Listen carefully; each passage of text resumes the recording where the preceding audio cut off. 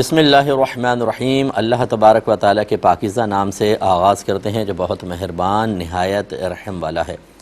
درس بخاری کا سلسلہ کتاب المظالم والغصب تک پہنچا تھا،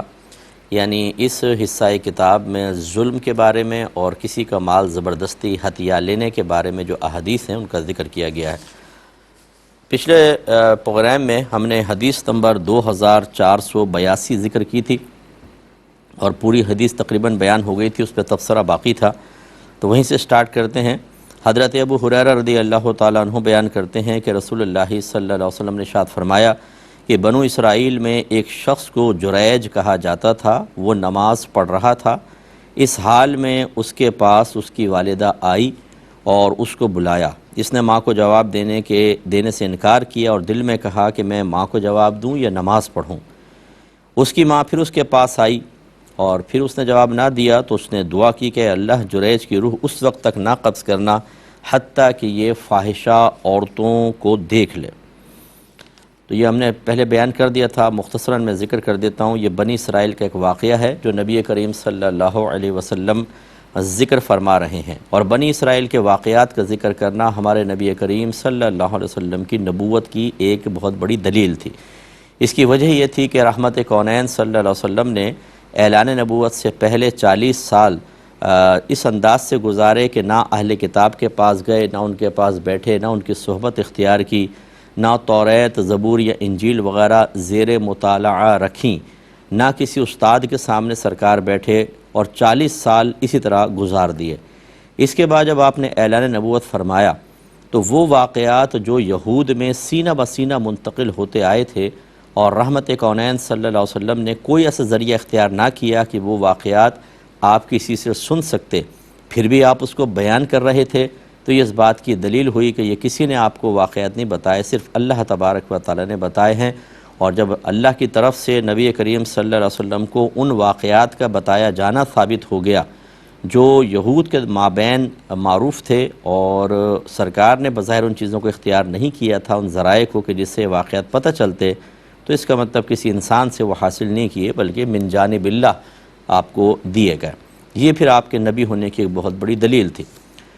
دوسری بات یہ ہے کہ یہ ایک واقعہ ہے، تو رحمت کونین صلی اللہ علیہ وسلم نے، اور خود اگر قرآن بھی آپ دیکھیں تو قرآن نے بہت سے واقعات کو ذکر کر کے ہمیں غور و تفکر کی دعوت دی ہے۔ لہٰذا واقعات میں چونکہ ایک اٹریکشن ہوتی ہے اور فطرت انسانی واقعات کو، قصص کو محبوب رکھتی ہے، اسی وجہ سے اگر کوئی کہتا ہے میں اپنی زندگی کا ایک واقعہ آپ کو بتانے لگا ہوں تو لوگ زیادہ دلچسپی کے ساتھ سنتے ہیں۔ اس لیے رحمت کونین صلی اللہ علیہ وسلم نے ہر طرح کے گفتگو کے اسلوب کو اختیار فرمایا، بیان کے، تبلیغ کے اسلوب کو اختیار کیا، کبھی قرآن کی آیت اور اس کی تفسیر بیان کی، کبھی اپنے کلام کو بیان کیا، اس کی وضاحت کی، اور کبھی آپ نے واقعات ذکر کر کے ان کی توضیح تشریح کے ذریعے لوگوں کو دین سکھایا۔ پھر یہ جن شخص کا ذکر ہے جریج، یہ اس زمانے کے ایک ولی تھے۔ ولی وہ شخص ہوتا ہے جس کو اللہ تبارک و تعالی درجہ ولایت عطا فرماتا ہے، اور درجہ ولایت جس کو ملتا ہے وہ ولی ہوتا ہے، یعنی اللہ کا ایک دوست ہوتا ہے۔ اور ولی جو ہوتا ہے وہ یاد رکھیں کوئی جاہل شخص نہیں ہو سکتا۔ اللہ تعالیٰ فرماتا ہے الا ان اولیاء اللہ لا خوف علیہم ولا هم یحزنون الذین آمنوا وکانوا یتقون۔ خبردار، بے شک اللہ تبارک و تعالیٰ کے دوستوں کو نہ کچھ غم ہے، نہ کچھ خوف ہے، نہ وہ غمگین ہوں گے۔ کون؟ وہ لوگ جو ایمان لائے اور صاحب تقوی ہوئے۔ اور متقی اور پرہیزگار حقیقتاً وہ ہوتا ہے جو صاحب علم ہوتا ہے، کیونکہ متقی پرہیزگار ہر صغیرہ کبیرہ ظاہری باطنی گناہ سے اپنے آپ کو حتیٰ کہ ان کاموں سے بھی بچاتا ہے کہ جو اللہ تبارک و تعالیٰ کی بارگاہ میں گناہ تو نہیں کہلاتے لیکن ناپسندیدہ ہیں، اور یہ بغیر معرفت کے نہیں ہو سکتا۔ ایک شخص کو جب پتہ ہی نہیں ہے کہ گناہ کیا کیا ہیں تو وہ کیسے ان سے بچے گا؟ پہلے معلوم ہونا تو ضروری ہے نا۔ تو اسی کا مطلب یہ ہوا کہ متقی وہ ہوگا کہ جس کے پاس قرآن و حدیث کا علم ہو، اس کے تقاضے کے مطابق وہ عمل بھی کر رہا ہو، صغیرہ کبیرہ ظاہری باطنی گناہوں کی کامل معرفت رکھتا ہو اور ان سے بچتا بھی ہو، اور باقی تمام تقاضائے شریعت پورے کرتا ہو، اس کا ظاہر شرع کے موافق ہو۔ اب جو یہ جھوٹے مطلب ولی بنے ہوئے ہیں اور اپنے صرف گیٹ اپ کو چینج کر کے ایک پراسرار اور بھیانک سا اور عام لوگوں سے منفرد بنا لیتے ہیں، اور ہمارے عام لوگ یہ سمجھتے ہیں کہ شاید یہ کوئی ملنگ بابا، شاید یہ اللہ کا بڑا قریبی آدمی ہے، حالانکہ جو اللہ کے دوست ہوتے ہیں انہیں اس قسم کے تکلفات کی حاجت ہی نہیں ہوتی، نہ وہ کبھی اس کو اختیار کریں گے۔ وہ جیسے میرے آقا صلی اللہ علیہ وسلم تھے، صحابہ کرام تھے، اہل بیت اطہار تھے، بالکل سادہ زندگی گزارتے تھے۔ انہوں نے ایسا نہیں ہوا کوئی لباس شہرت پہنا ہو۔ لباس شہرت اسے کہتے ہیں جس کو انسان معروف ہونے کے لیے، نمایاں نظر آنے کے لیے، منفرد نظر آنے کے لیے پہنتا ہے، اور جب وہ کہیں نکلتا ہے تو وہ اس لباس کی وجہ سے سب سے الگ الگ نظر آتا ہے۔ نبی کریم صلی اللہ علیہ وسلم نے ارشاد فرمایا، جو دنیا میں لباس شہرت پہنے گا اللہ تبارک و تعالیٰ اسے بروز قیامت ذلت کا لباس پہنائے گا۔ تو اب یہ ہماری عوام بیچاری کیونکہ جانتی نہیں ہے، وہ اسی طرح کر رہی ہوتی ہے۔ ہم نے آیت بھی آپ کی خدمت میں عرض کی تھی، اللہ تعالیٰ نے فرمایا کہ ان اکرمکم عند اللہ اتقاکم، بے شک تم میں سے اللہ تعالیٰ کی بارگاہ میں سب سے زیادہ عزت اکرام والا وہ ہے جو تم میں زیادہ صاحب تقویٰ ہے۔ تو اس لیے یہ ذہن میں رکھیں، یہ اللہ کے بنائے ہوئے معیار ہیں، اس کے رسول کے بنائے ہوئے معیار ہیں، ان کو خدارہ لوگوں کے خود ساختہ جھوٹے معیارات کی بنا پر ناقص نہ سمجھیں، غیر ضروری نہ سمجھیں۔ اصل ہوتا ہے انسان صاحب علم اور صاحب تقویٰ ہو۔ بلکہ اچھی طرح یاد رکھیں، جب کوئی اللہ تبارک و تعالیٰ کا ولی ہو جاتا ہے، یعنی اللہ تعالیٰ اس کو ولایت کا مقام عطا فرماتا ہے، تو پھر وہ اس وقت تک ولی رہے گا جب تک وہ کوئی کبیرہ گناہ نہ کر لے۔ اگر کبیرہ گناہ کرے گا ولایت سلب ہو جائے گی، یا صغیرہ گناہ بار بار کرے، توبہ نہ کرے، تو پھر ولایت سلب ہو جاتی ہے۔ اس کا مطلب یہ ہو ہی نہیں سکتا کہ کوئی جاہل اللہ کا ولی ہو جائے، اور یہ بھی نہیں ہو سکتا کہ کوئی ولی معاذ اللہ گناہوں کو لگاتار کرتا رہے اور توبہ نہ کرے۔ دونوں صورتوں میں، پہلی صورت میں ولایت ملے گی نہیں اور دوسری صورت میں ولایت رہے گی نہیں۔ تو یہ جریج جو تھے یہ پچھلی امتوں کے ولی تھے۔ اب آپ اس سے اندازہ کر لیں کہ جب پچھلی امت کے ولی کا یہ معاملہ ہے، جو آپ نے حدیث تو سنی ہوئی ہے، پھر بھی میں دہرا دوں گا، تو پھر سوچئے کہ اس امت کے اولیاء کا عالم کیا ہوگا، کیونکہ یقیناً اس امت کے اولیاء یعنی رحمت کونین صلی اللہ علیہ وسلم کی امت کے اولیاء پچھلی امتوں کے اولیاء عظام سے کامل و اکمل ہیں اور بلند و بالا ہیں، کیونکہ نبی کریم صلی اللہ علیہ وسلم کی نسبت کی وجہ سے اس امت کو بہت مقام اور مرتبہ اللہ نے عطا فرمایا۔ تو اب یہ جو جریج تھے یہ اللہ کے ولی تھے، اور انہوں نے اپنا ایک عبادت خانہ شہر سے باہر بنایا ہوا تھا، اس میں عبادت کرتے تھے۔ نماز پڑھ رہے تھے تو بوڑھی والدہ باہر آئیں، انہیں نہیں پتہ تھا کہ آپ نماز پڑھ رہے ہیں، انہوں نے آواز دی۔ ایک روایت کے مطابق 3 مرتبہ آواز دی، اور ہر مرتبہ جریج جو تھے وہ تذبذب میں رہے کہ میں والدہ کو نماز توڑ کر جواب دوں یا اللہ تبارک و تعالیٰ کی اطاعت کو جاری رکھوں۔ تو آپ کے ذہن نے یہی فتویٰ دیا، فیصلہ یہی ہوا کہ میں پہلے نماز کمپلیٹ کروں گا، پھر اپنی والدہ کو جواب دے دوں گا۔ انہوں نے سمجھا کہ اللہ کا حق مجھ پر زیادہ ہے، اور والدہ کا تو چلے میں جواب دے ہی دوں گا۔ ہماری شریعت کے موافق اگر ہم فرض یا واجب ادا کر رہے ہوں تو نماز کنٹینیو رکھیں گے، اگر والدہ آواز دیں گی بھی تو جواب نہیں دیں گے، نماز جلدی جلدی ختم کریں اور جواب دیں۔ اور اگر سنن یا نوافل وغیرہ ادا کر رہے ہوں اور والدہ کو نہ پتہ ہو کہ آپ سنن یا نوافل ادا کر رہے ہیں، تو اس صورت میں جیسی وہ آواز دیں نماز کو توڑ دیں اور ان کو جواب دیں۔ لیکن یہ اس صورت میں ہوتا ہے جب ان کی ناراضگی کا اندیشہ ہو۔ اگر ناراضگی کا اندیشہ نہیں ہے، ایسی والدہ نے پولائٹلی آواز دی اور آپ نے کنٹینیو رکھا اور ان کی دل آزاری نہیں ہوئی، ان کو رنج اور صدمہ نہیں پہنچا، تو اس کی گنجائش نکل سکتی ہے۔ لیکن اگر ذرا بھی گمان ہو کہ میں سنن نوافل ادا کر رہا ہوں، والدہ کو پتہ نہیں ہے، اور میں اگر جواب نہیں دوں گا تو ان کو صدمہ ہوگا، دکھ ہوگا، تو پھر فوراً نماز توڑیں اور جواب دیں۔ اور تیسری صورت یہ ہے کہ والدہ جانتی ہیں کہ آپ نوافل یا سنن پڑھ رہے ہیں، اب وہ آواز دیں تو اس کو کنٹینیو رکھیں اور وہی تیزی سے ختم کر کے والدہ کو جواب دیا جائے گا۔ اسی لیے بعض روایات میں ہے کہ جب یہ جریج نے جواب نہیں دیا اور والدہ نے ان کے لیے دعائے ضرر کی ہے، جس کو ہم بددعا کہتے ہیں عرف عام میں، تو رحمت کونین صلی اللہ علیہ وسلم نے اس روایت میں فرمایا کہ اگر جریج کے پاس علم ہوتا تو وہ نماز توڑ کے والدہ کو جواب دیتا، یعنی ان کے پاس وہ ایسا علم نہیں تھا کہ جس کی وجہ سے وہ صحیح نتیجے تک پہنچ پاتے، اور انہوں نے یہی کیا کہ اللہ تعالیٰ کی اطاعت کو مقدم رکھا، والدہ کو جواب نہیں دیا تو والدہ کا دل دکھا اور ان کی زبان سے الفاظ نکل گئے، اور انہوں نے کہا کہ اے اللہ اس جریج کی روح کو اس وقت تک قبض نہ کرنا یہاں تک کہ یہ فاحشہ عورتوں کو دیکھ لے۔ تو ہم نے یہ بھی آپ کو پوائنٹ سمجھایا تھا کہ، اور خاص طور پہ بچوں کو، جو ینگ بچے اگر ہمیں سن رہے ہیں، اگر والدین سن رہے ہیں، اپنے بچوں کو سنوائیں ہمارا بیان، ان کو بٹھایا کریں، سنوایا کریں، یہ آپ ہی کے حق میں مفید ہے۔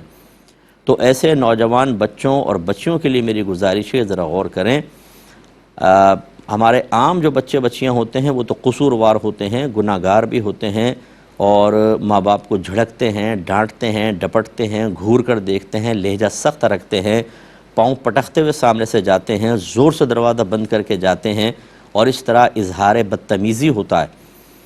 جبکہ یہاں پر صورتحال یہ تھی کہ جریج نے کوئی بدتمیزی نہیں کی تھی، انہوں نے قصداً کوئی نافرمانی کا ارادہ نہیں کیا تھا، وہ تو نماز پڑھ رہے تھے اور نیک تھے، پرہیزگار تھے، متقی تھے۔ اس کے باوجود ماں کا دل دکھا اور زبان سے نکلا تو اللہ تعالیٰ نے اس کو جریج رحمۃ اللہ علیہ کے لیے ایک آزمائش بنا دیا، اور ان کو آزمائش کا سامنا ہوا۔ تو پھر آپ کا اپنے بارے میں کیا خیال ہے، جو ماں باپ کی آنکھوں میں آنکھیں ڈال کے بدتمیزیاں کریں، لہجوں کو سخت کرتے ہیں، اور خاص طور پر جب یہ دیکھتے ہیں کہ ماں باپ کمزور ہو چکے ہیں یا ہمارے محتاج ہو چکے ہیں، تو اس وقت لہجہ سخت ہوتا ہے، اور انسان اپنی غلطی ماننے کے لیے تیار نہیں ہوتا کہ اگر کوئی سمجھائے کہ یار تم دیکھو ایسا نہ کرو، ماں باپ میں بدتمیزی کر رہا ہو، تو کہتے ہیں میں نے کیا کیا ہے یار، جواب ہی تو دیا ہے، میں نے تو کوئی بدتمیزی نہیں کی۔ یعنی ایسی صورت میں اپنی بدتمیزی بھی نظر نہیں آتی۔ تو اللہ نہ کرے کہ یہ خود جب بوڑھے ہوں اور ان کی اولاد یہی جملہ کہتے ہوئے سخت لہجہ کر کے ان کی دل آزاری کر رہی ہو، اس وقت شاید احساس ہوگا کہ نہیں، واقعی تکلیف تو ہوتی ہے جب جوان اولاد ہو جاتی ہے، پال پوس کے ماں باپ ان کو جوان کرتے ہیں،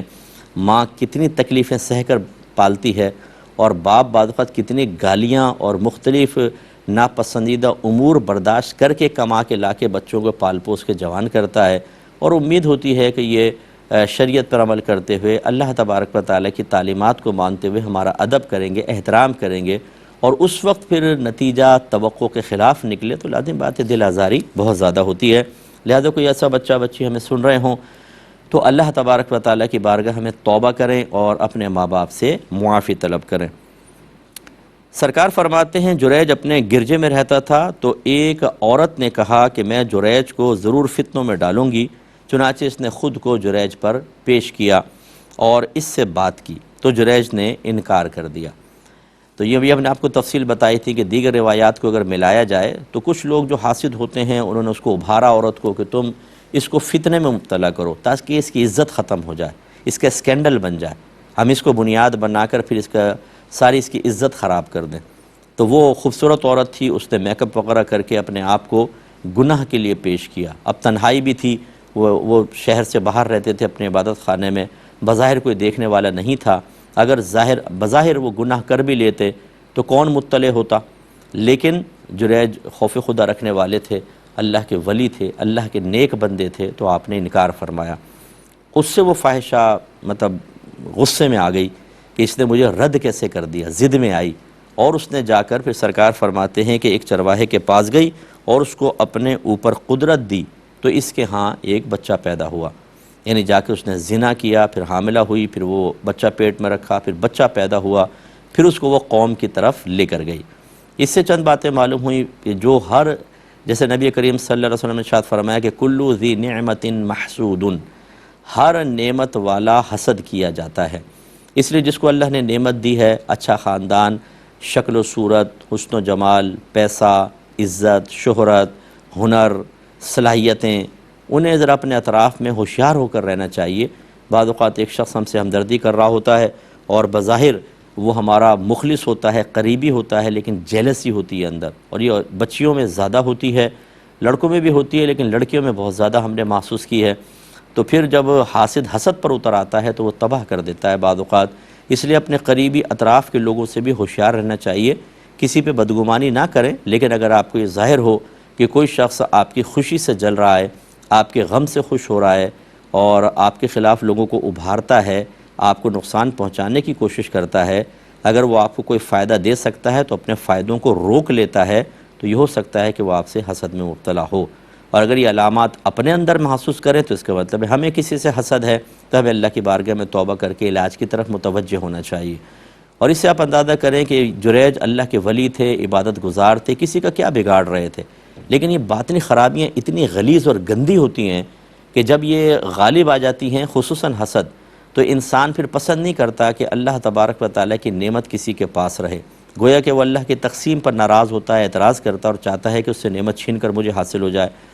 اور اسی میں پھر ہر طبقہ ہائے زندگی کے اندر یہ چیز چل رہی ہے،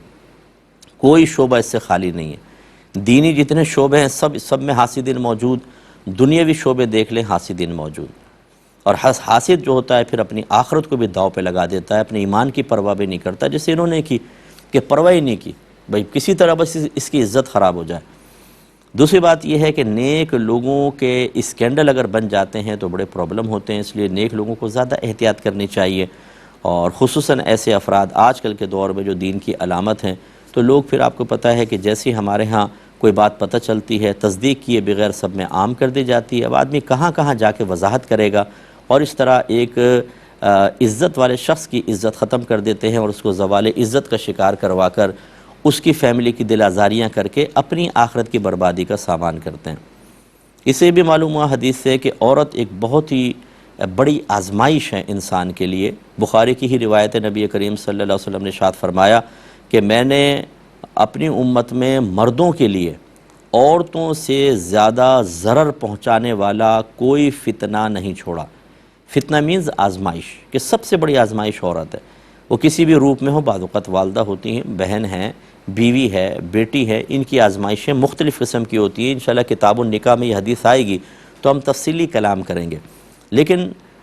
اس سے قطع نظر سب سے یہ جو عام سوشل میڈیا پہ آپ دیکھ لیں، خواتین ٹک ٹاک کے اوپر دیکھ لیں، کس طریقے سے نوجوان ان کو دیکھ کر فتنوں کے اندر مبتلا ہوتے ہیں اور کس طرح دوستیاں تباہی تک لے جاتی ہیں، یہ کسی پر مخفی نہیں ہے۔ اب یہ جریج تھے، اللہ کے ولی تھے، ایک عورت آفر کر رہی ہے، خوبصورت بھی ہے، میک اپ بھی کیا ہوا ہے، تنہائی بھی ہے، اور آفر بھی عورت کی طرف سے ہے۔ یہ چار چیزیں جمع ہو جائیں اور پھر کوئی گناہ سے بچے، وہ بڑا با کمال ہے، لیکن جریج بچے اور اللہ نے ان کو بڑا انعام بھی دیا۔ تو اس نے چرواہے کے پاس جا کے گناہ کیا اور بچے کو لا کر پھر لوگوں کو دکھایا اور کہا کہ یہ تو جریج کی اولاد ہے۔ اس کے بعد پھر وہ روایت تو آپ نے سنی ہے، لیکن انشاءاللہ اس پہ جو مزید تھوڑا سا رہ گیا اس پہ ہم کلام کریں گے نیکسٹ پروگرام میں۔ وآخر دعوانا ان الحمدللہ رب العالمین۔